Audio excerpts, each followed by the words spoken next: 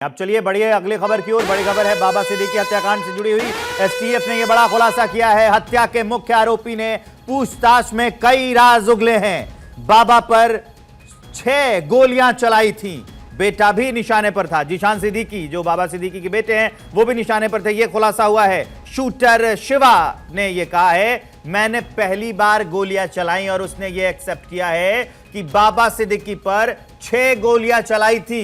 और सिर्फ बाबा सिद्दीकी नहीं, बाबा सिद्दीकी के बेटे जो जीशान सिद्दीकी हैं उनको भी निशाने पर रखा था इन शूटर्स ने। तो बाबा सिद्दीकी हत्याकांड में यह बड़ा खुलासा हुआ है। एसटीएफ ने यह बड़ा खुलासा किया है। जो मुख्य आरोपी है हत्या का उसने पूछताछ में कई राज उगले हैं। यह बताया है कि बाबा सिद्दीकी पर 6 गोलियां चलाई और जीशान सिद्दीकी को भी निशाने पर रखा गया था। लेकिन यह भी बताया है उसने कि पहली बार ही उसने गोली चलाई थी। तो 6 गोलियां मारी थी बाबा सिद्दीकी को। यह खुद जो मुख्य आरोपी है, जो शूटर है शिवा, उसने ये बात कबूल की है।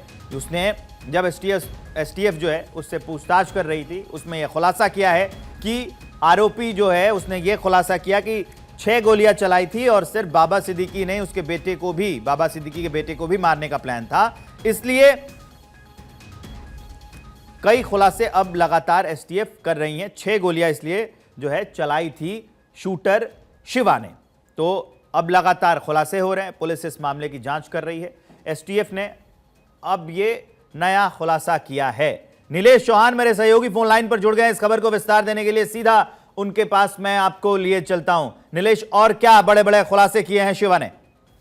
देखिए, बिल्कुल आपको बता दूं कि मुंबई में हुए बाबा सिद्दीकी हत्याकांड में एक नया खुलासा हुआ है। क्योंकि जिस तरीके से मुख्य शूटर शिव कुमार को यूपी एसटीएफ और मुंबई क्राइम ब्रांच की संयुक्त टीमों ने गिरफ्तार किया था, जिसके बाद शूटर ने पूछताछ में बताया कि शूटर शिवा ने कहा कि पहली बार गोलियां मैंने चलाई थी और ताबड़तोड़ गोलियां चलाकर हत्याकांड की वारदात को अंजाम दिया था।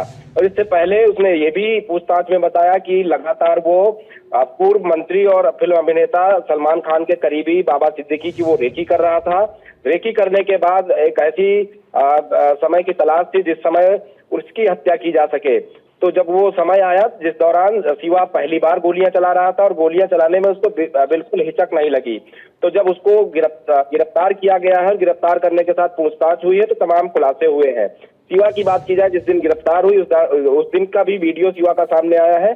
और उस वीडियो में भी शिवा की से जब पूछताछ हुई कि वो कहाँ का रहने वाला है, थाना क्षेत्र कौन सा है, तो शिवा की तरफ से जिस तरीके से बयान दिया गया तो कहीं ना कहीं उससे साफ जाहिर होता है कि शिवा के चेहरे पर बिल्कुल ही कोई सिकन दिखाई नहीं दी। जिस तरीके से बाबा सिद्दीकी हत्याकांड में उसने गोली चलाकर बाबा सिद्दीकी को मौत के घाट उतारा तो लगातार फरार चल रहा था। बहराइच के नानपारा इलाके से उसे गिरफ्तार किया गया है। और नानपारा इलाके की अगर बात करें तो नेपाल सीमा से महज 15 किलोमीटर की दूरी पर नानपारा है। ऐसे में वो नेपाल भागने की फिराक में था। उसको संरक्षण देने वाले, सहयोग करने वाले 3 अन्य लोगों को भी गिरफ्तार किया गया। उनसे भी पूछताछ की जा रही है कि क्या बाबा सिद्दीकी हत्याकांड की उन तीनों को पहले से जानकारी थी। और अनमोल बिश्नोई जो कि लॉरेंस बिश्नोई गैंग का सबसे सक्रिय सदस्य है और वही गैंग को लीड करता है, विदेश में बैठकर संचालित करता है।